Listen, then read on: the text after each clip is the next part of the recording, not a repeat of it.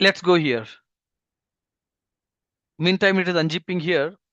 We have this prerequisites RPM, Oracle install, m install Oracle star, hyphen script broken.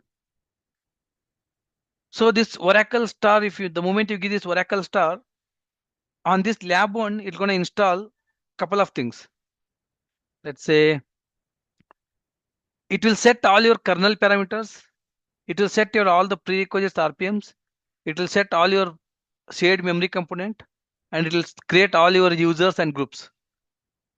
And if you do Oracle star, it's going to install all the prerequisites RPM for 19C, 21C, your 18C, your 12C, and 11G, so that your lab one is capable of installing any version.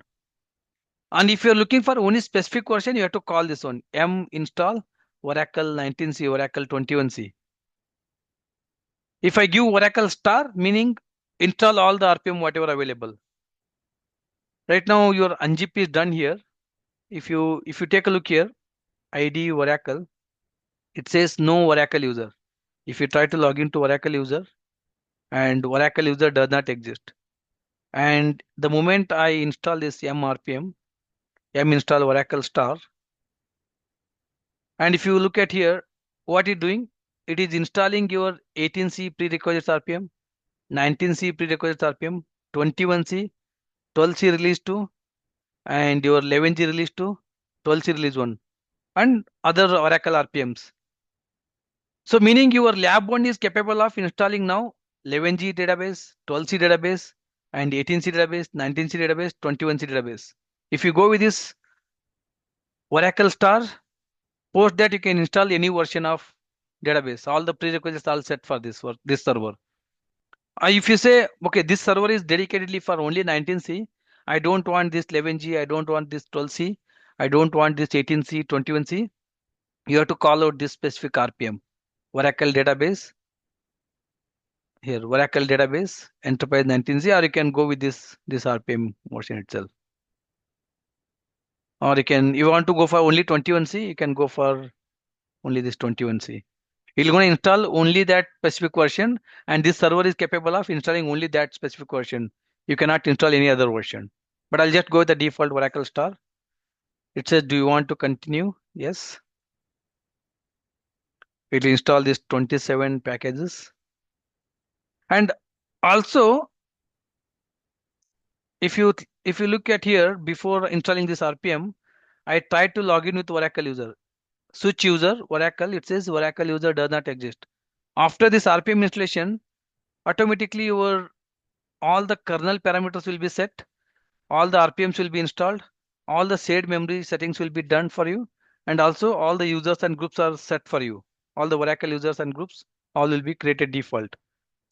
If you want to create manually, you can go with this one, user creation, group add DBA, group add install, group add RAC DBA, group add KMDBA, group add DGDBA.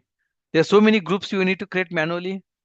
And then after that, you need to add user add -G, primary group is install, -G, secondary group, install, DBA, RAC DBA, KMDBA, DGDBA, all the groups you can specify, those are secondary groups, and create your Oracle user. This is your manual way of creation of your groups and users, whatever the users and groups you want it. But advantages of this RPM installation is you're going to do all this kernel parameters, shared memory, RPMs, and users. Everything will be default created for you. So that was one of the challenging when prior to 11G, like your 10G and 9i installation, we used to do all this manual work. The RPM installation, lot of RPM, like around 80, 70, 80 RPM we used to install it. libc, C+, all those are manual effort. We need to install it. But with latest version 11G, 12C onwards, just a single RPM. If you are installing 11G database, go ahead and then install your 11G R2 prerequisites RPM. If you're installing 12C, you can go ahead and install that 12C RPM. If you're installing 18C, 19C, 21C, just install those prerequisites RPM. Right, that will be quite simple.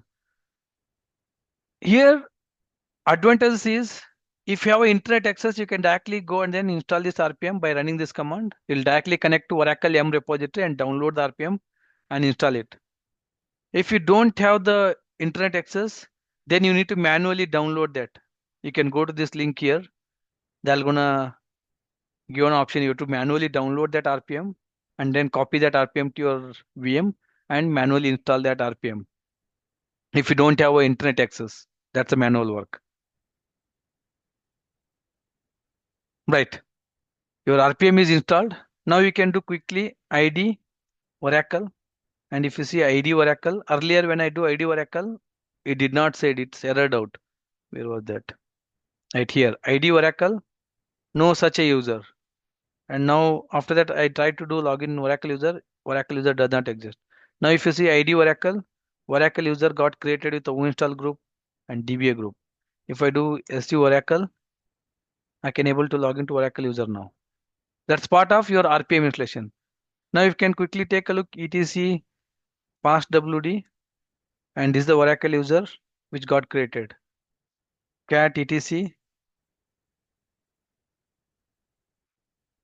group, and if you see how many groups it created: install, DBA, Oper, Backup DBA, DGDBA, KMDBA, RAC DBA. So many groups also got created, and whichever group you want, you can use it for that Oracle user. Default for that Oracle user, install and DBA are the group.